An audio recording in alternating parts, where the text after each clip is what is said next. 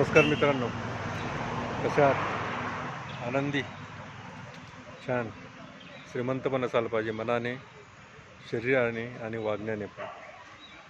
मित्रांनो, आज एक गोष्ट सांगतो मला. मी आज आंब्याच्या झाडासोबत बोललो. खरंच मित्रांनो, झाडासोबत, वृक्षांसोबत, निसर्गासोबत आपण बोलायला पाहिजे. आंब्याच्या झाडासोबत बोललो. काय बोललं आंब्याचं झाड? मी झाडाखाली गेलो. काय म्हणाला माहीत आहे मित्रांनो आंब्याचं झाड?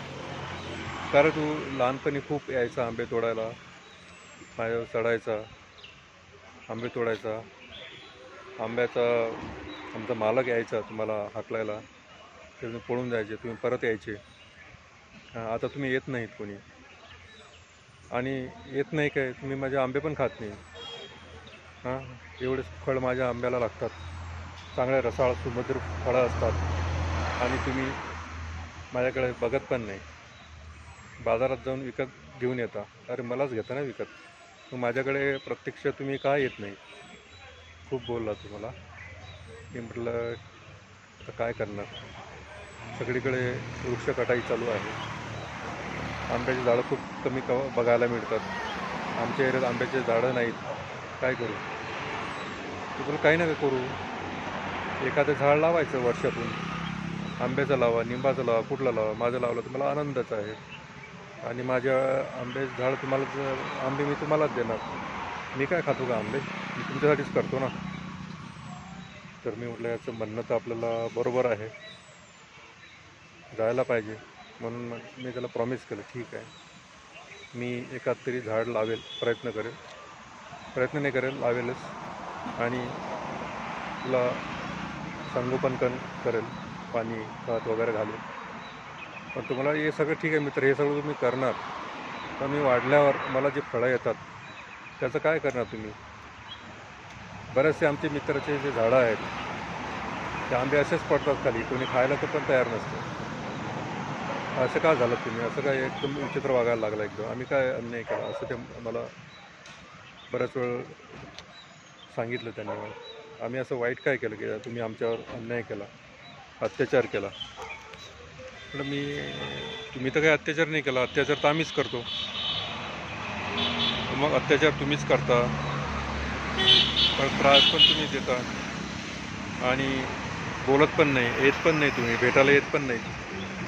म्हणून मी प्रॉमिस केलं की आता नक्की भेटायला येणार, आंब्याच्या झाडावर चढणार, आंबे तोडून खाणार, रखवालदार आला तर त्याचा ओरडा खाणार, तरी आम्ही आंबे तोडणार आणि चोरून खाणार. यावर तो आंबा खूप खुश झाला आणि म्हणाला, मला तुमच्याकडनं हीच अपेक्षा होती, आणि मी पण तुम्हाला खूप खूप आंबे देणार, आणि रसाळ सुमधुर गोड आंबे मी तुम्हाला देणार. तर त्यांनी पण मला प्रॉमिस केलं, मी पण त्यांना प्रॉमिस केलं की ह्या पावसाळ्यात वृक्षारोपण करणार, आंब्याचे झाडं लावणार, लिंबाचे झाडं लावणार, वडाचे झाडं लावणार, जे आपल्याला निसर्ग प्रत्येक गोष्ट आपल्याला देतो, आणि आपण पण त्याचं काही देणं लागतो. खरंच मित्रांनो, बोलून बघा झाडासोबत, त्यांच्याबरोबर खूप वेदना असतात, त्यांना पण खूप बोला वाटतं, खूप समजून घ्यावं वाटतं, त्यांना पण वाटतं की आपल्याकडे यायला पाहिजे. म्हणून मित्रांनो, तुम्ही पण प्रयत्न करा, मी पण प्रयत्न करेल.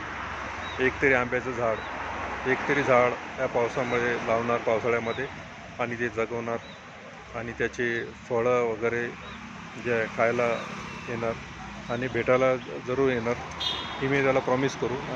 तुमच्यातर्फे पण मी एक प्रॉमिस करतो त्यांना की आमचे मित्रमंडळी पण तुम्हाला भेटायला येणार, आंबे खायला येणार. जसे आम्ही ग्रुपने येत होतो आंबे तोडायला, तसेच ग्रुपने येणार, चोरून येणार, रात्री येणार, दिवसा येणार, सकाळी चांगले आंबे असतात, तर आम्ही सकाळी जसं येतो लहानपणी, तसंच आम्ही परत येऊ आंबे खायला, लहानपणीसुद्धा. लहान होऊन येईल. आता वय वाढलं तरी ठीक आहे, पण आम्ही लहान होऊन येणार. जसं आंब्याचं झाड प्रेमाने, ज्या गोडव्याने बोलत होतं, तर असे वाटत आहे आपली आजी आजोबाच बोलत आहेत. जसं त्यांना प्रॉमिस केलं, तसं मी यांना पण प्रॉमिस केलं की आम्ही सर्व येऊ मित्रमंडळी सोबत, आंब्यावर चढू, झाडा चढू, झुला बांधू,